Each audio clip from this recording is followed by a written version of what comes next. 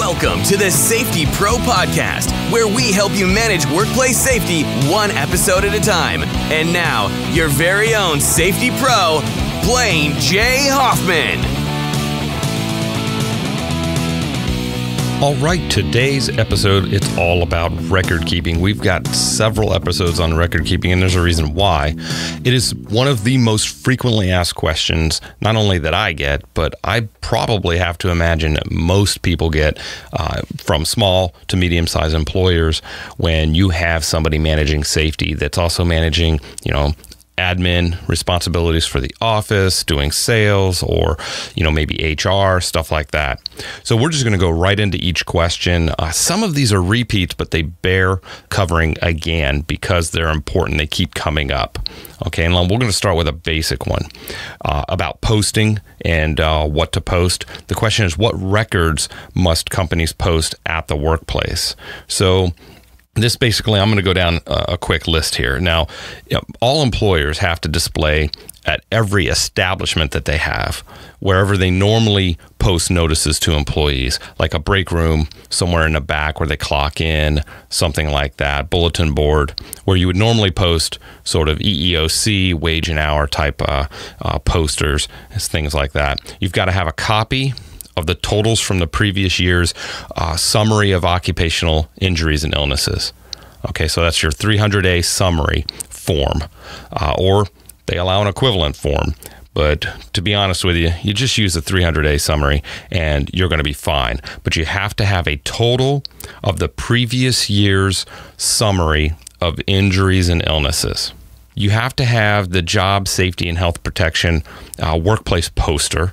It's the OSHA 3165. There's also a 2203, or there's a state equivalent if you're in a state-run program. That informs employees of their rights and responsibilities under the Occupational Safety and Health Act. So also, if there are any Spanish-speaking employees, there's a Form 3167 that also has to be posted as well in Spanish. Third, you have to post summaries of any petitions for variances from standards or record-keeping procedures. This is very rare, but if you're in a company, working for a company where you've petitioned OSHA to say, hey, our lockout tagout program, we have thousands of pieces of equipment, and we would like to petition for a variance to maybe allow us to only do an annual lockout tagout review of maybe 10% of them, because they're all so similar.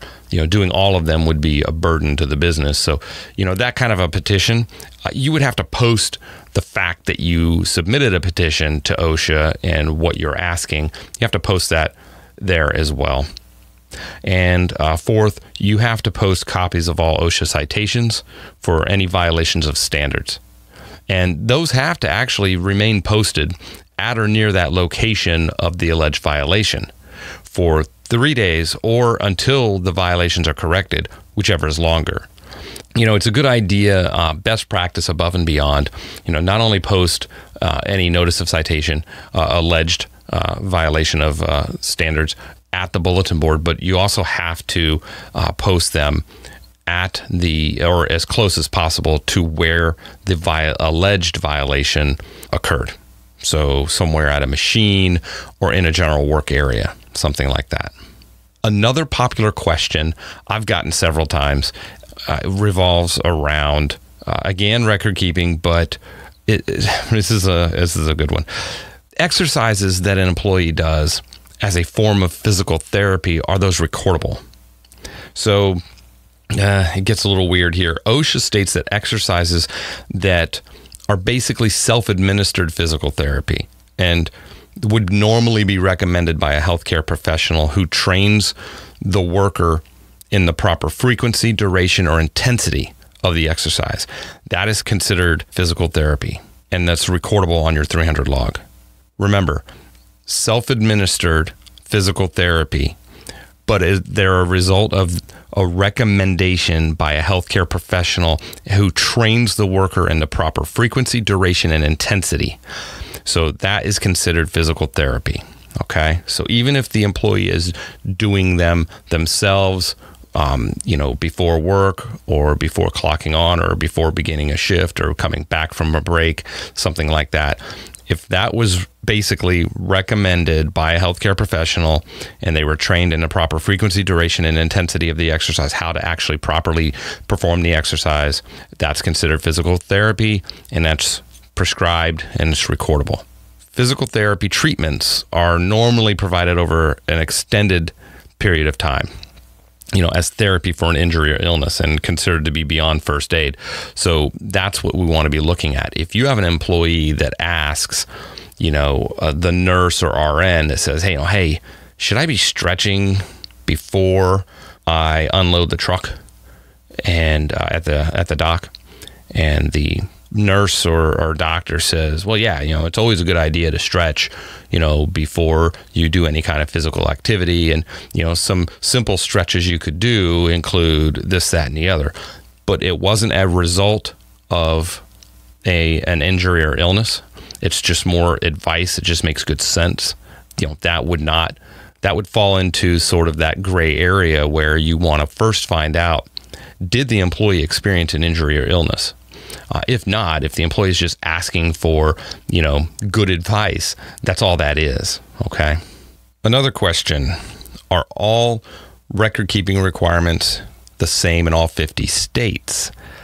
Now, states that are operating OSHA approved state plans, they have to adopt the same, at a minimum, the same injury, illness, record keeping and reporting requirements as Part 1904 of the federal standard. They can go above and beyond and make some more stringent requirements, but at a minimum, they're going to be identical. So you can actually look at 1904.37 of the 29 CFR 1904.37 under state requirements for some information on that one. Another question about volunteers. Are volunteers considered employees for record keeping?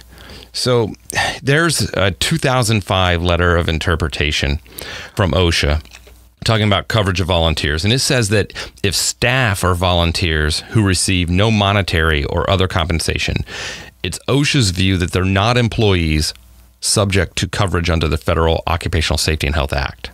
However, some states that operate their own safety and health state plan have laws that extend coverage to certain volunteers or other workers that would be exempt from federal authority. So you might want to make sure you check your state laws if you are in a state-run program.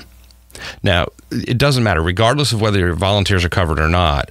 OSHA always encourages organizations to ensure that volunteers receive training that are outlined in the OSHA standards based on the work that they're going to be doing, like unloading trucks for an event, a charity event that the company's put together and got some volunteers.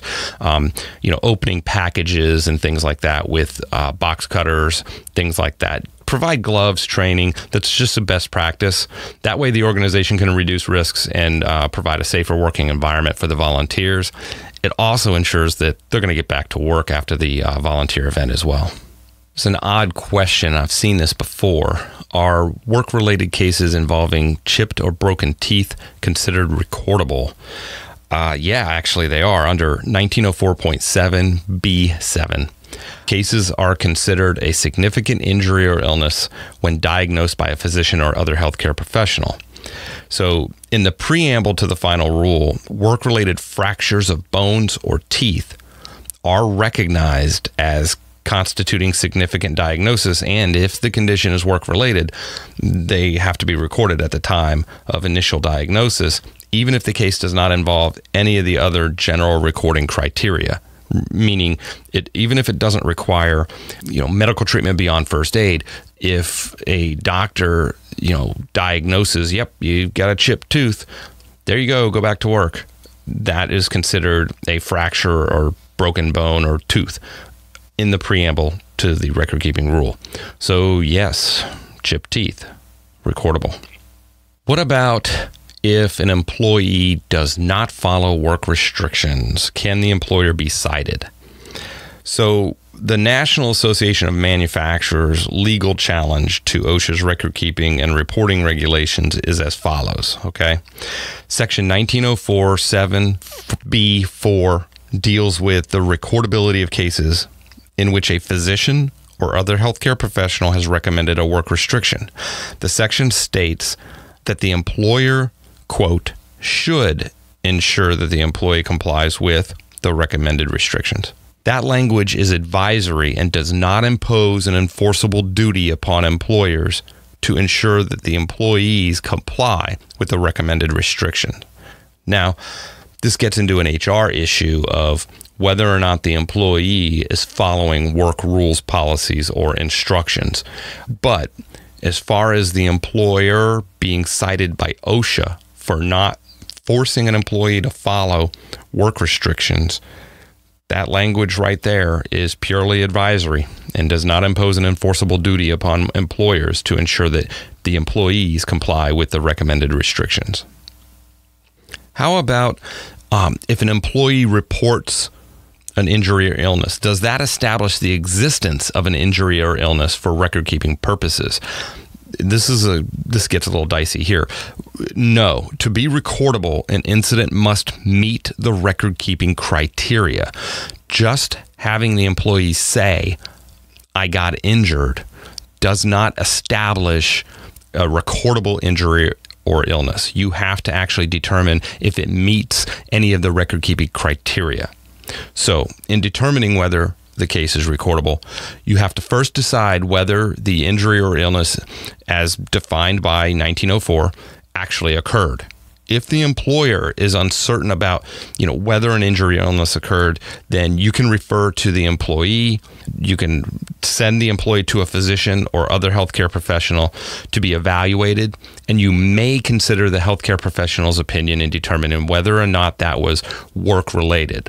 What they're presenting with was the proximate cause was the workplace. Okay, you may consider that. Now, if a physician or other licensed healthcare professional diagnoses a significant injury or illness within the meaning of 1904.7, and the employer determines the case is work-related, that's when you would record it. Okay. Another interesting question: do I need to record an injury caused by medical treatment for another injury? So if an employee suffers an injury at the hands of medical personnel during the treatment for another condition, the new injury is recordable. Two examples, okay? In the first example, let's say an employee suffers a work-related hand injury and requires physical therapy. During the treatment, the therapist accidentally breaks the employee's finger. That new injury is work-related and recordable because the employee would not have been in physical therapy if it were not for the previous work-related injury. Does that make sense? You follow that? So OSHA considers this a direct line of causation, establishing a work-relatedness between, the workplace and the broken finger. The second example that might help you understand this a little bit better: let's say an employee dies during surgery or other complications that were made necessary by a work-related injury or illness 2 months after the original injury or illness. This case is recordable.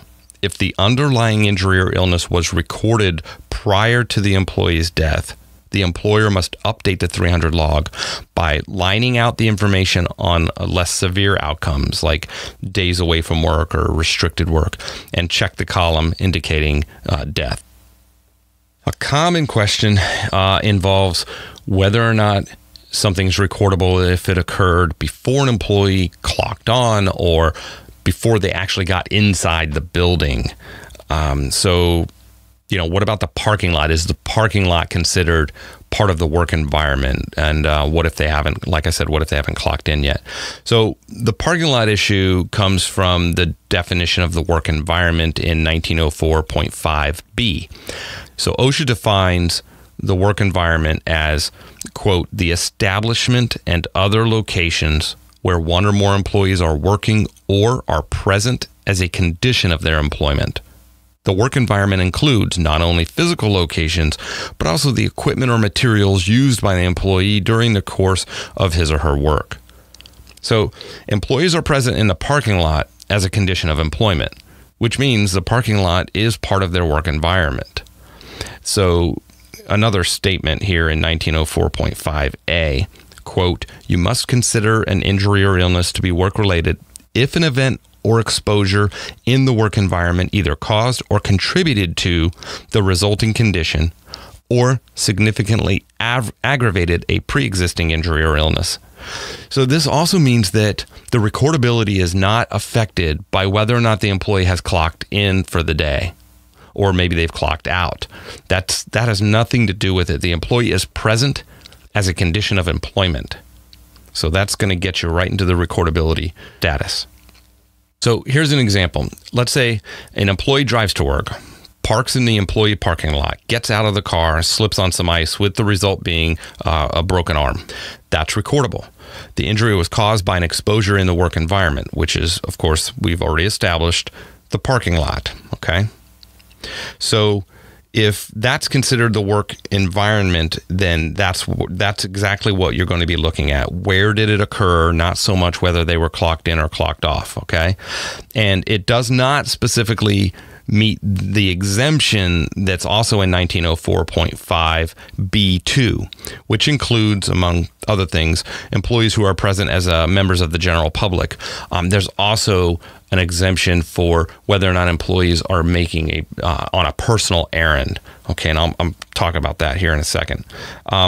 So the work environment has to have some connection to the workplace. If your establishment does not have a designated parking area, employees may have to park on a public street. So the public street is not considered part of the work environment, partly because the employer, you have no control over the conditions of the street, like snow removal or crumbling curbs, things like that. On the other hand, if the company forms some sort of an agreement to use and maintain a designated area of a larger parking lot that is shared by several employers, you could argue that that's a connection to the workplace. Thus, that parking area could be considered part of the work environment. So the other exemption I want to make sure that we understand is if the employee leaves as part of a personal errand, as doing something not work related. Okay. And the issue, it gets a little tricky with this one, is whether or not they're on a designated break or like lunch. If the employee comes to the supervisor and says, "Hey, I've got to take off. I've got to go run and drop this paperwork off at the Bureau of Motor Vehicles before my tags expire," and it's like, well, okay, just take about a half hour personal time, and that employee leaves. That's a personal errand. Where you have to be careful is whether or not the injury or illness occurred on, as a result of them being there to begin with. Okay. You have to make sure that you understand that. And Chapter 5 of OSHA's Record Keeping Policies and Procedures Manual answers a few of those questions about parking lots and can provide some other guidance. And I have a feeling this is gonna come up again in future episodes. So we'll probably maybe dedicate a whole episode for this topic. What about an employee that has an injury or illness and is not recordable, but later becomes recordable? When do you record it? Okay. So basically, if you can identify a single event or exposure that caused the injury, like a trip or a fall, then record the case using that date, even if the injury was not recordable until a later date. Okay, does that make sense? So here's an example. Let's say an employee falls and cuts their hand, but they don't require medical treatment, or otherwise it doesn't meet any of the other recording criteria. But a couple weeks later, that cut gets infected and requires a prescription antibiotic. So that case would become recordable using the date of the fall, because the precipitating event was identified. That was the original date. So if you can't identify a single event or exposure, the injury is recorded from the date it becomes recordable, or the date it is diagnosed by a physician or another licensed healthcare professional. So here's another example. Let's say an employee complains of wrist pain, and their workstation is given some sort of ergonomic evaluation to alleviate the condition. 3 weeks later, the employee visits a physician and is diagnosed with carpal tunnel syndrome. They're given physical therapy, placed on restricted duty, that whole bit. The injury would be recorded on the date of the diagnosis by the physician, since the injury didn't meet the recording criteria before that time, and you can't really identify a single date or incident that caused the condition. If the initial complaint had involved, discomfort that required a restriction in work duties, the injury would have been recorded on the date of the complaint because it met that general record keeping or recording criteria. Okay, restricted duty. But because that wasn't the case, you have to go by the date that it was diagnosed by a physician. So this whole concept of recording on the date of diagnosis, that comes from Part 1904.7B7, which requires recording significant cases such as cancer, things like that, on the date of diagnosis because no specific date of onset can be determined. This concept has been extended to other cases where a specific event or incident cannot be identified. So if you can identify an event or incident that caused the injury, record the case using that date. If it cannot be determined, an employee says, I don't know, it just started bothering me a couple weeks back, I don't really remember, it's the date that it was diagnosed or the date that it does meet any of the record-keeping criteria, okay?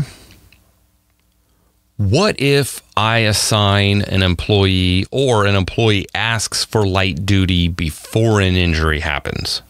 Is that recordable? Let's see here. OSHA, well, there's a couple of things. OSHA's position is that preventative measures taken to protect employees are not recordable. So if you have an employee who complains of discomfort and asks for lighter duty or a temporary transfer, and is still capable of performing their normal job duties, that would not be considered a recordable incident. However, you knew there was one of those coming, right? However, if the transfer or restricted duty is necessary because the employee experienced too much pain or discomfort to actually continue normal job duties, that incident must be recorded. This may include recording the restricted duty days, if applicable. Listen to this. Even if the restricted duty was not recommended by a physician or other licensed healthcare professional, if you self-impose, if the employer restricts the worker's duty because they could no longer perform their normal duties, that is recordable. What about an employee who regularly works a 10-hour shift or 12-hour shift, but is restricted to working just a regular 8-hour shift following a work-related injury? Would that be considered recordable? So in general, the company, the employer, has to record any case in which an employee's work is restricted because of an injury. Okay, a work restriction, now that's a work-related injury, by the way. A work restriction occurs when the employer keeps the employee from performing one or more routine functions of the job, or from working the full work day that they would otherwise have been scheduled to work. So this case would be recordable if they normally would have worked 10 hours or 12 hours had they not have been injured. So that's considered a restriction. Okay, so I'll wrap up here. I have a ton more, as you can imagine, that I've accumulated over the years. I still, week to week, I'll get emails about folks asking questions regarding recordability. But I'll have more episodes on this. But keep the questions coming. They get us talking a little bit about what's recordable, what's not. It's always interesting to see new and unique situations that pop up in the workplace and helping folks, work through those issues. So again, thanks for listening. Stay tuned for more episodes and visit the website and make sure you subscribe to the podcast and go ahead and leave a rating and review so that I can continue to improve, what we're doing here on the podcast. Thanks for listening and be safe.